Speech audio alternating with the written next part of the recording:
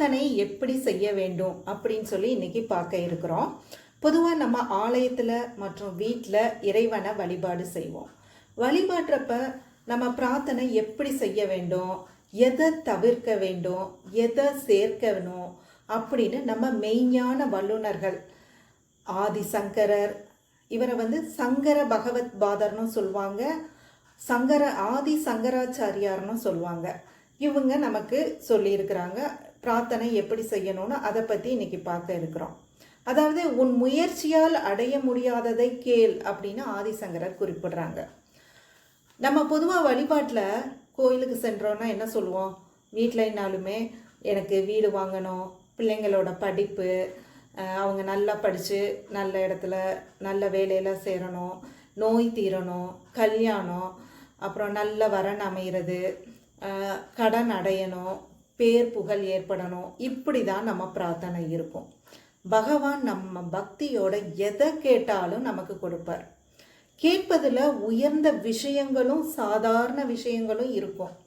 பிரார்த்தனை மூலமாக நல்ல செல்வம், வேலை கிடச்சிருச்சு, நோயும் குணமாயிருச்சு, இதனால நம்ம பிரார்த்தனை பண்ணது நமக்கு கிடச்சிருச்சு அப்படின்னு சொல்லி சந்தோஷப்படுவோம். இது எப்படி இருக்குது அப்படின்னு கேட்டிங்கன்னா, ஒரு கோடீஸ்வரன்ட்ட போய் ஒரு 10 ரூபா வாங்கிட்டு சந்தோஷப்படுறது போல் இருக்குது. நம்ம தெய்வத்திட்ட எப்படி பிரார்த்தனை வைக்கணும் அப்படின்னு வேதம் சொல்கிறது அப்படிங்கிறத ஸ்லோகங்கள் மூலமாக தர்மத்தை புரிய வைக்கிறாரு ஆதிசங்கரர். இப்போ நம்ம உன் முயற்சியால் அடைய முடியாததை கேட்கணும் பிரார்த்தனையிலங்கிறாங்க. அதை நம்ம இப்போ ஒரு அஞ்சு முறையில் பிரார்த்தனையை சொல்கிறாங்க. 5 கேட்க சொல்லி அது என்னன்னு இப்போ பார்க்க இருக்கிறோம். கர்வம். முதல்ல பகவானே நான் செய்கிறேன் அப்படிங்கிற கர்வம், அகங்காரத்தை என்னிடமிருந்து விலக்குங்கள் அப்படின்னு கேட்கணும்.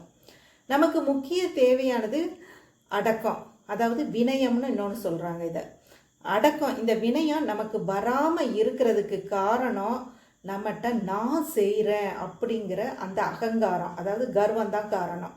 அனைத்தையும் படைத்த பகவான்கிட்ட போய் என்னோட கஷ்டம், என்னோட துக்கம், என்னோட வேலை இப்படியெல்லாம் சொல்லி நம்ம இது பண்ணுறது, எல்லாம் படைச்ச அந்த இறைவனுக்கு உன்னோட துக்கம் தெரியாதா, நோய் தெரியாதா, உன்னோட கவலை தெரியாதா அப்படின்னு சொல்லி, அதனால நம்ம என்னோட கர்வத்தை நீக்கணும் அப்படின்னு சொல்லி வேண்டணுங்கிறாங்க. ரெண்டாவதா ஆசை.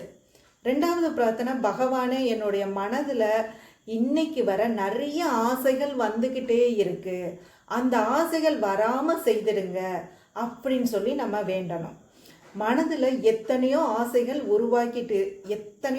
உருவாக்கிக்கிட்டே இருக்கு. அந்த ஆசையினால தான் துன்பம் வருது. ஒரு ஆசை நிறைவேறப்ப அடுத்த ஆசை உண்டாயிருது. ஆசைக்கு முடிவே இல்லை. திருப்தி இல்லாதவனுக்கு ஆசை வந்துக்கிட்டே இருக்கும். திருப்தி இல்லாதனால துக்கம் உண்டாகுது. கர்வத்தை அழிக்க முடியாதது போல ஆசையை நம்ம திறமையால் அழிக்க முடியாது. பகவான் அனுகிரகம் இருந்தால் மட்டும்தான் நம்மளால் இந்த கர்வத்தையும் ஆசையையும் அழிக்க முடியும்.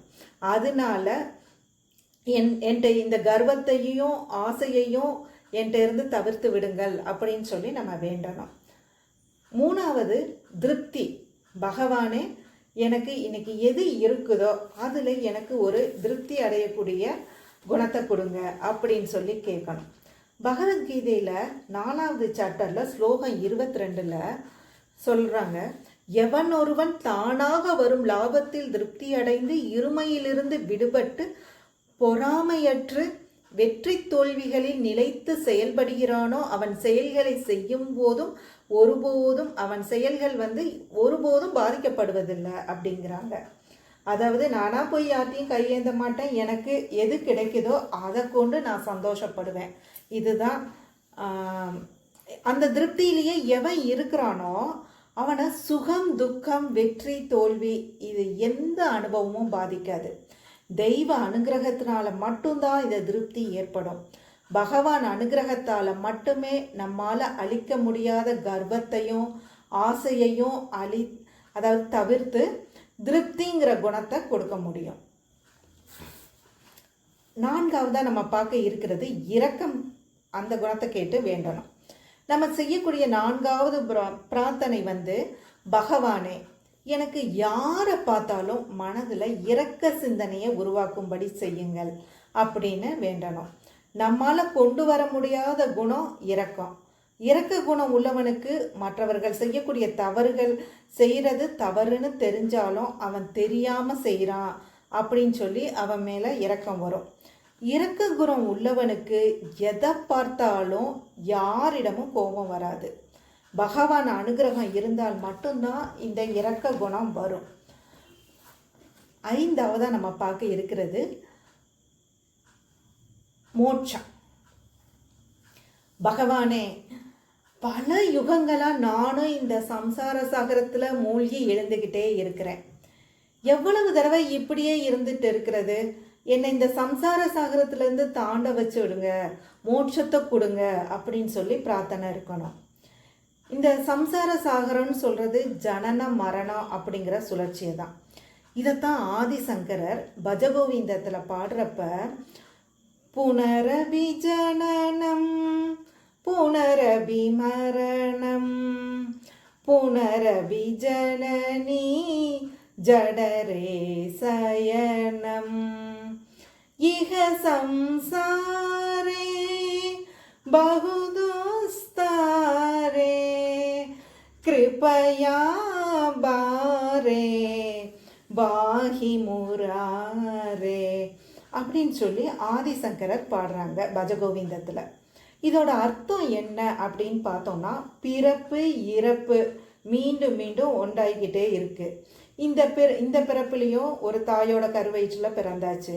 இந்த கடக்க முடியாத இந்த சக்கரத்தில் இருந்து விடுவித்து கடாட்சித்து எனக்கு அருள மாட்டையா கோவிந்தா அப்படின்னு சொல்லி ஆதிசங்கரர் கூறுறாங்க. அதாவது நம்ம பிறந்தாச்சு, கொஞ்சம் வருஷம் வாழ்ந்து தான் ஆகணும், அப்புறம் இறந்து தான் போகணும். அப்புறம் நம்ம செஞ்ச பாவ புண்ணிய பலங்களுக்கு ஏற்றாப்புல திரும்ப ஒரு தாயார் வயிற்றில் பிறக்கணும்.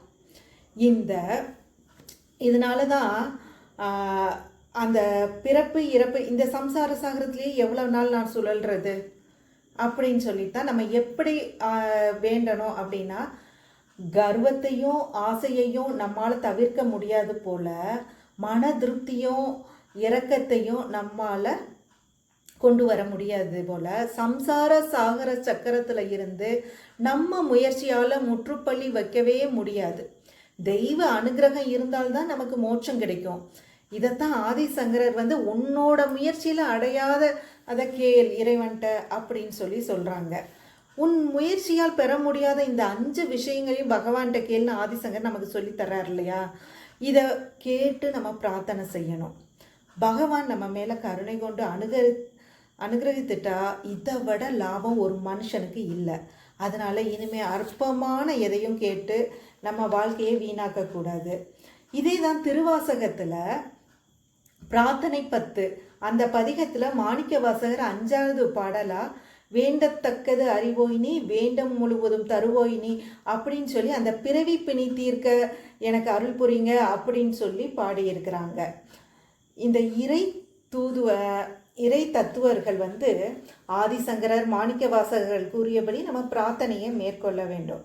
அதாவது இனிமேல் நம்ம பிரார்த்தனை கர்வத்தையும் ஆசையையும் தவிர்த்து மன திருப்தியையும் இரக்கத்தையும் எனக்கு ஏற்படுத்தி பிறப்பில்லாமல் என்ன உங்களையே சேர்த்து மோட்சத்தை கொடுங்க அப்படின்னு இறைவன்கிட்ட வேண்ட வேண்டும்.